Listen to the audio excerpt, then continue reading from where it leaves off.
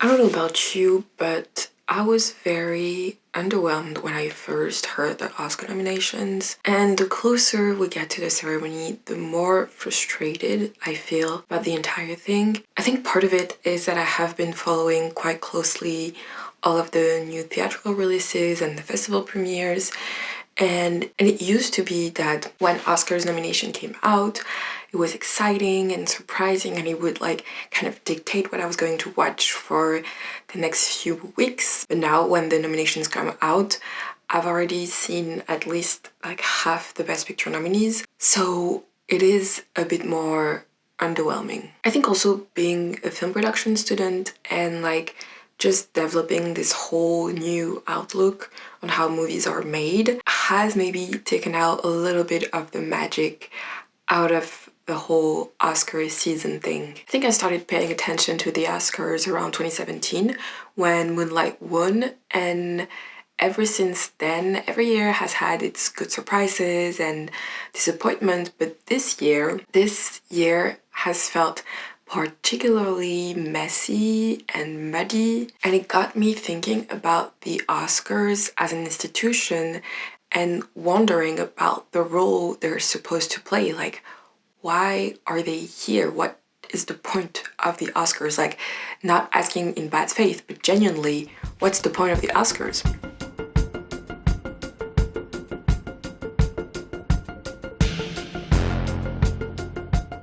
This video isn't really an answer to that question, but it's more me trying to grapple with all of the moving parts that make the Oscars what they are and that make this particular moment in the year so specific and infuriating in a lot of ways. Honestly, the first reason I can think of that the Oscars are like this is because of their history. The Academy of Motion Picture Arts and Sciences was founded in 1920s by an MGM executive who was worried about unionization in the industry and wanted to cut down the solidarity between the different actors of the industry. And so he made this academy as a way to centralize negotiations and become really kind of the mediator and the negotiating and lobbying arm of the industry. And the award ceremony was more of an afterthought.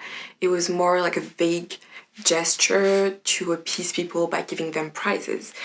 It didn't really work because in the 30s the actors ended up unionizing, and we've seen what they're capable of. So that means that like at the very birth of the Academy Awards, there is no coherent mission or ideology, like besides maybe union busting, there's no real clarity of purpose.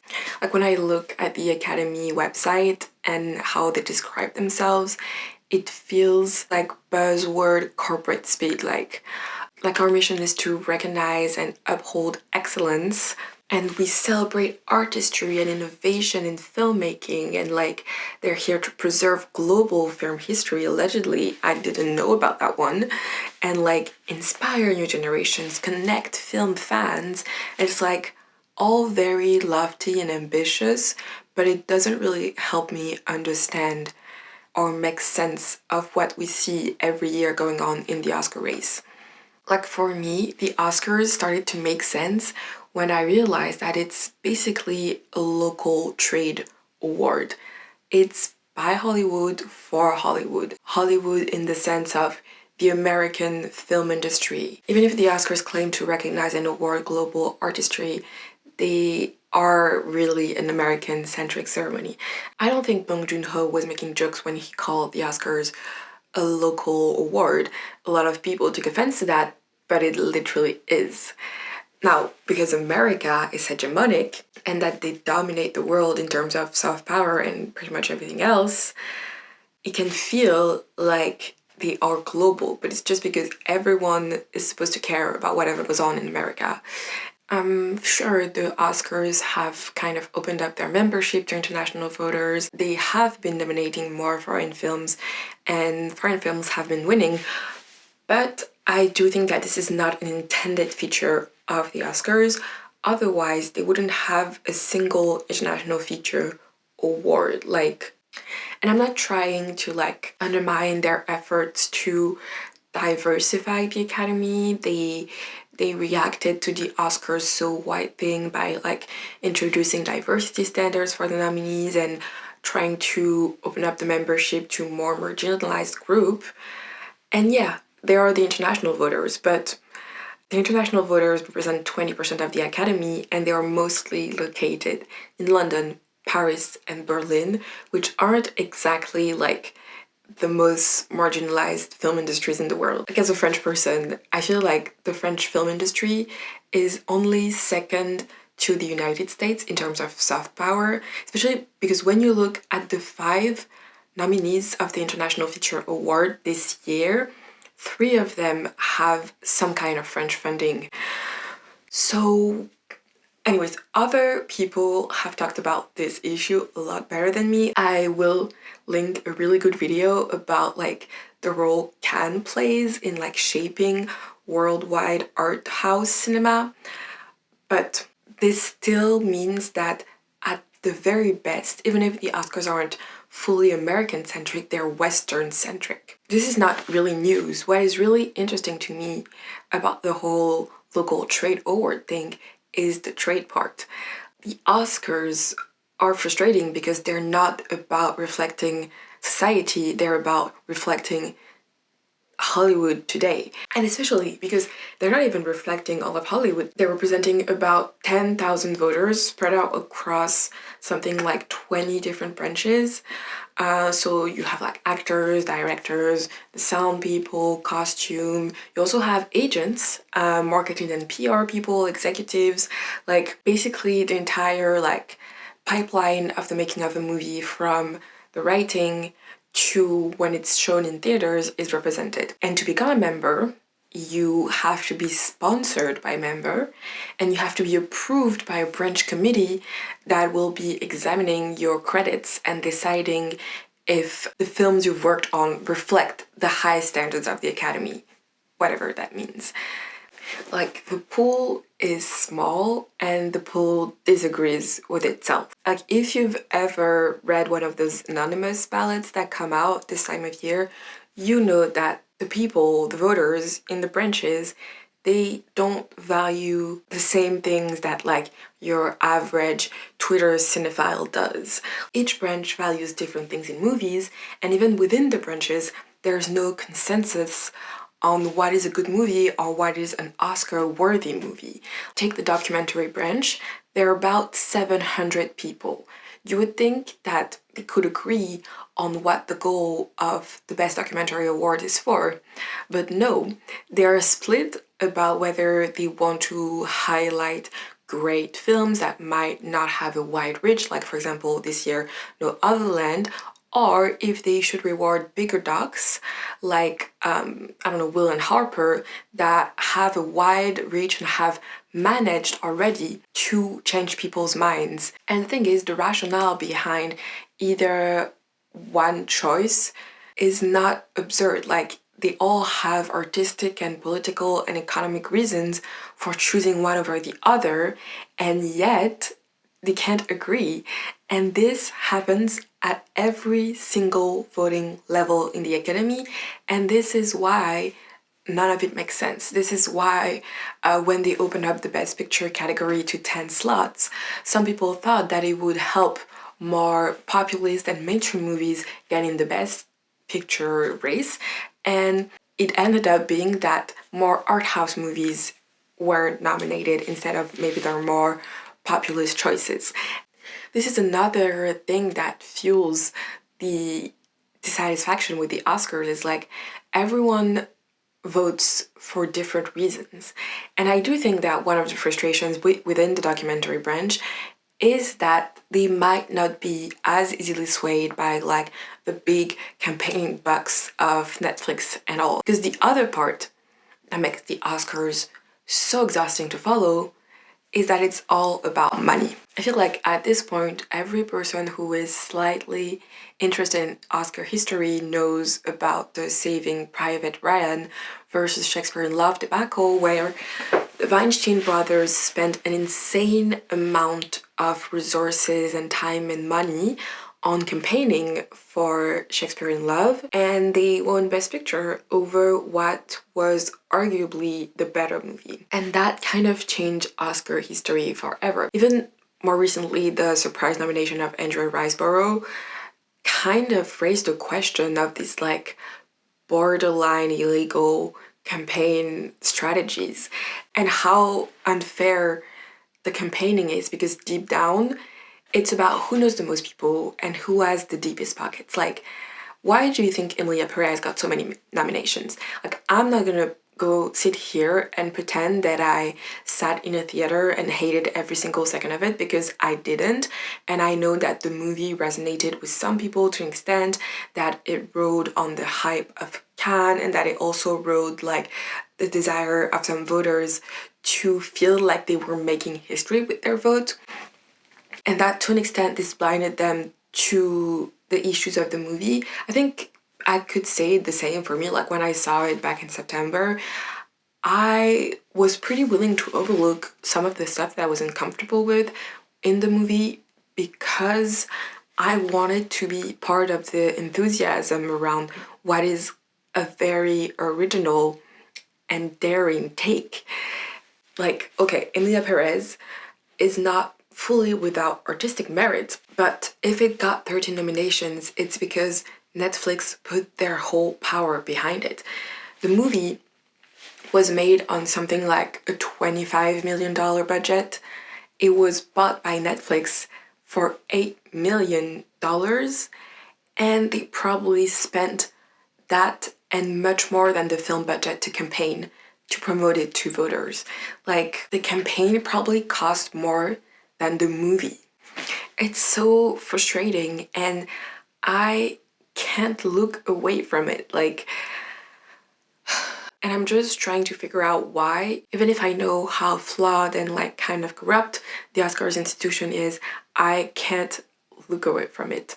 Like, I know that the worth of a movie isn't dictated by what 10,000 people think of it at any given moment, and I know that Oscar discourse is literally the least interesting thing about a movie, but I get caught up in it because the minute a critic exits a festival screening, they're screaming about how, oh, this is an early contender for the best supporting role, for the best blah blah blah, and the whole press cycle around the movie revolves around its Oscars chances. Like, it's so frustrating, and I feel like we've all become collateral damage to these massive award campaigns, because these campaigns are really the most important things to these distributors, because when you're nominated and when you win, you get a box office bump that is not insignificant, and you get kind of a place in film history that guarantees that you will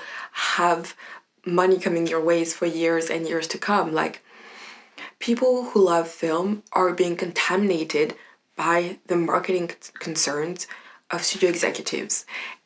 And it's kind of insane. Like, I don't know, I feel like fandom in general, and film fandom included, has become fully saturated by marketing and sales rhetoric, and the discourse becomes more about whether the movie is a flop than about the artistic merit of it. As if box office numbers and award nominations had a direct correlation with the worth of a movie. Like, it really doesn't. And even then, like, I think the campaign itself becomes an attraction and a spectacle and something to comment on and cheer on, and something that adds fuel to our parasocial relationship with this and that actor. Like, it's so weird.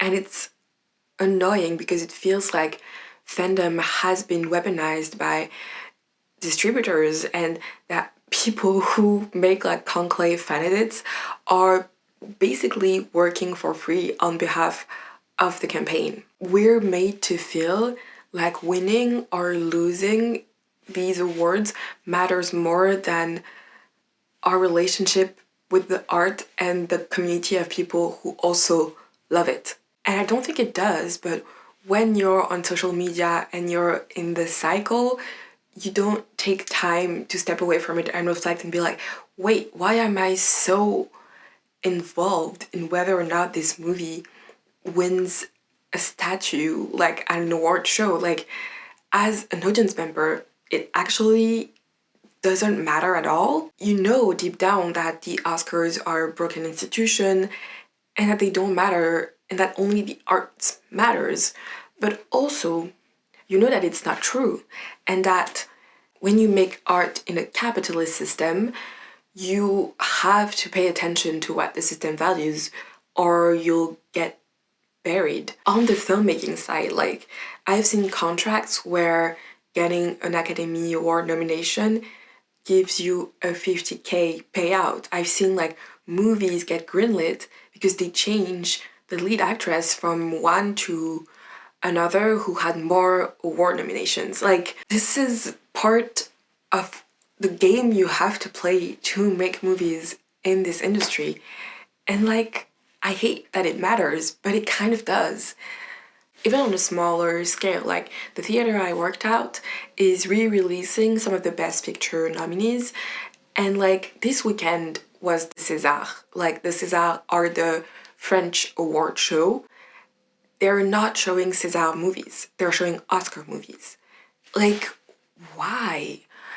Even when you look at like the success of that Anatomy of a Fall had in France, I don't think that a slow procedural, which is a kind of a whodunit with a fake out at the end, would have had those numbers if it had not been in the Oscar race and if it had not had this kind of narrative of having been shut out of the International Feature Award because of political reasons. Like this year, I'm Still Here in Brazil and Flow in Latvia are getting these huge bumps in exposure at home because they got Oscar nominations. Like, there are so many small miracles that happen when you look at stuff like No Other Land. The fact that a movie without a distributor is making it to the Oscars, being shown, has like an actual chance at winning, that's crazy. It feels like, you know, when you make a movie and when you make art, you do it because you have something to say and you want to say it to people, and it feels like an actual opportunity for people to learn about the struggle of the Palestinian people and relate to them on a human level. And like, that shit fucking matters. And how many people would never have heard of No Other Land without the Oscars? Because it won a prize in Berlin last year, but unless you're like deep in the trenches of like festival news, you don't hear about this kind of movies. And so I would love to live in a world where exposure to great art doesn't depend on a bunch of Americans validating you, but it sadly kind of does. And I care because the art that I love is part of my identity, and it kind of hurts when something you love is either like completely shut out of getting recognition or is like tacked on as a gesture of goodwill. Like, I don't know, it's a bit irrational, but as much as I rage against Western society, that's the society I was born in and molded by, and there's nowhere else that I fit, really. So of course I want to see the things I value be valued by the place that birthed me, you know? Like, the Oscars are a mess. And that's fine, because I know that they're not an intentional mess. It's just that they were made up of so many contradicting sensibilities and priorities. And, you know, I don't even resent the individual voters that much. Like, I realize that there are people who work in the industry and who probably have a deep relationship to this art of filmmaking in one way or another. And just because I don't have the same sensibilities and I don't agree with their with their picks doesn't mean that they are completely invalid. I just think that the frustration with the Oscars is annoying because we love movies. We love grand narratives. We love thinking that the underdogs are going to prevail and win and that there is a meritocracy. But the Oscars cannot give us that because they are shaped by real human relationships with art, and that these are inevitably messy, and that having 10,000 active members of the industry vote will necessarily lead to conflicts of interest. And that's okay. It's extremely flawed, and I actually don't think that it can be meaningfully fixed, except maybe by like the fall of the American Empire. But thing is, I had to get over that frustration because the Academy and the Oscars aren't all that we have. There is a whole world of cinema outside of the Academy. Like, I've been making an effort to watch more African cinema, and I read this incredible interview by hiiiii, who is an Ethiopian filmmaker, and it really made me reevaluate the idea that we're depending on these Western structures to approve of us to make our art. Like, I don't want to think that because we've been put in the margins of society, we have to race to catch up or try to desperately carve out a space at the center of it. I think it can be incredibly freeing to create art outside of that system, and to create your own center of gravity can be also incredibly hard, and you're not gonna have the resources that Hollywood filmmakers have, but it might be worth it. And I think Ousmane Sembène said it best, so I'll just let him have the last word. Est-ce que vos films sont bien compris en Europe? Non, mais mettons-nous bien ça dans la tête. Moi, l'Europe n'est pas mon centre. L'Europe est une périphérie de l'Afrique. Vous voyez, ils sont restés plus de 100 ans chez moi, ils n'ont pas parlé ma langue, je parle leur langue. L'avenir, pour moi, l'avenir ne dépend pas d'être compris par l'Europe. Je souhaiterais qu'ils me comprennent, mais ça ne me fait absolument rien. Si vous prenez la carte de l'Afrique, géographiquement, vous pouvez mettre l'Europe et l'Amérique, il nous resterait encore de la place. Pourquoi voulez-vous que ce tropisme, vous savez le tropisme, pourquoi voulez-vous que je sois comme le tournesol qui tourne autour du soleil? Je suis moi-même le soleil.